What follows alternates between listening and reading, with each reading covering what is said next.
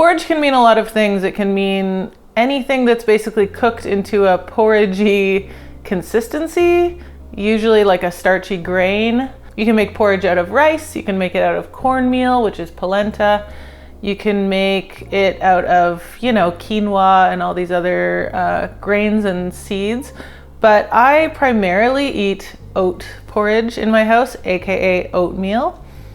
But I don't always eat it in the sweet format. So I wanted to talk today about 3 different ideas for savory porridge.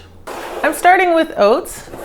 Can I just talk about this tin, by the way? This is I think it was from my grandma, and then my mom had it forever, and then I stole it from my mom's house when I moved out. So this is my oat tin.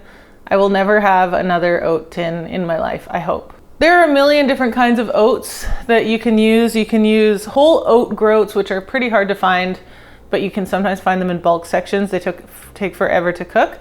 You can use steel cut oats, which take slightly less than forever to cook, but still pretty long. And then you can use things like old-fashioned oats or jumbo oats, which are just straight up rolled, but they're quite large flakes. And then they take kind of more in the 15-minute range. These are actually quick oats, which I used to be a little bit of a snob about, because I was like, oh, you have to get all the nutrition of, steel cut oats or whatever. But fact of the matter is, quick oats make really, really creamy porridge, and it comes together in no time. For a weekday breakfast, I just don't really feel like messing around with much else. If I do make steel cut oats, I'll make them ahead of time and put them in the fridge and just warm them up. That's another story. Today we're making quick oats. I'll just show you my method for making the oats, and then we'll get into the different styles.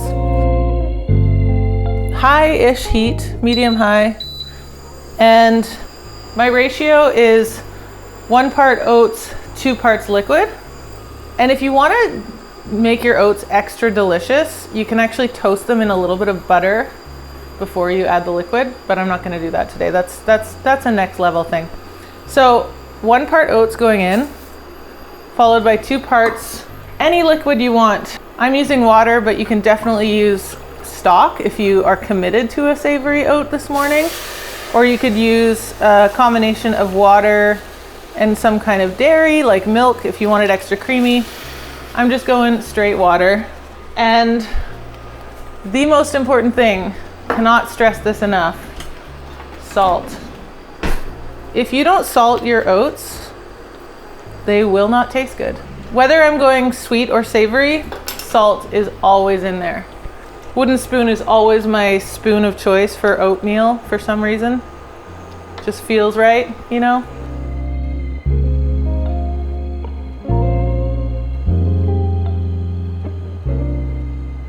What I love about quick oats is they take about 2 minutes to cook. It's great. And they're still very, very nutritious. They're one of those great convenience foods of the world.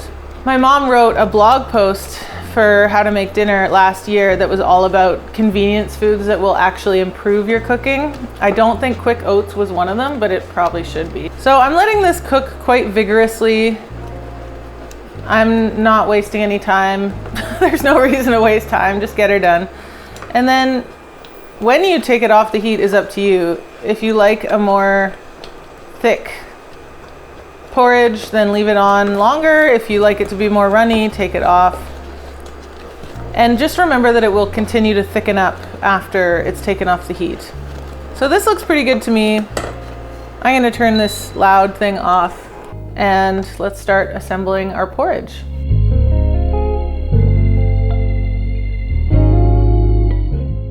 Start with a little bit of olive oil in a pretty hot pan and crack an egg right into it. This is medium-high heat because I want a bit of a crispy bottom.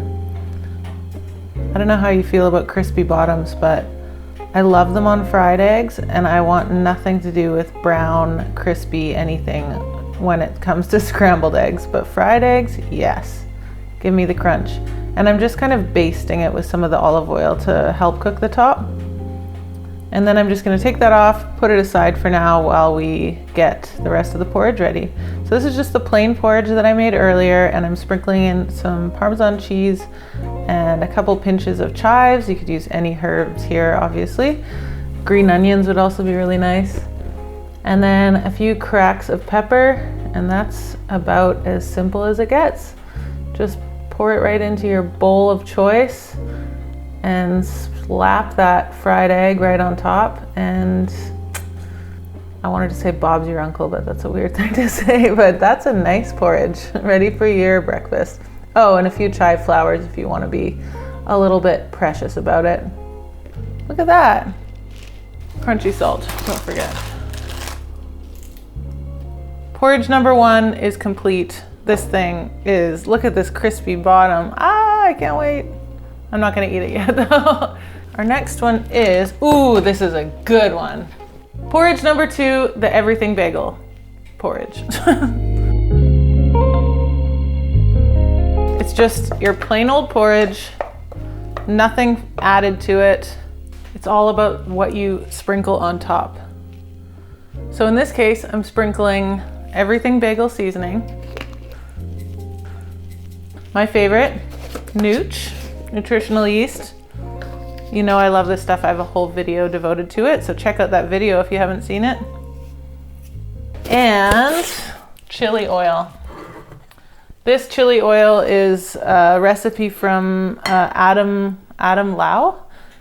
He's got an amazing YouTube channel if you haven't checked it out. This thing is a must on our kitchen counter at all times now. We're never without it. So that's that. Like lots of chili oil. This is such a treat. Oh my God, I can't wait for this. Remember when I gave this to you in bed? I know, it was so good. Ah.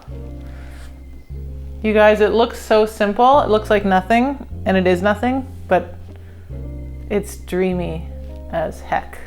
For the third porridge, I went and collected a few garden greens from my garden. This is pak choy and some kale and some mustard greens, but you could use anything you've got: spinach, chard, bok choy, whatever.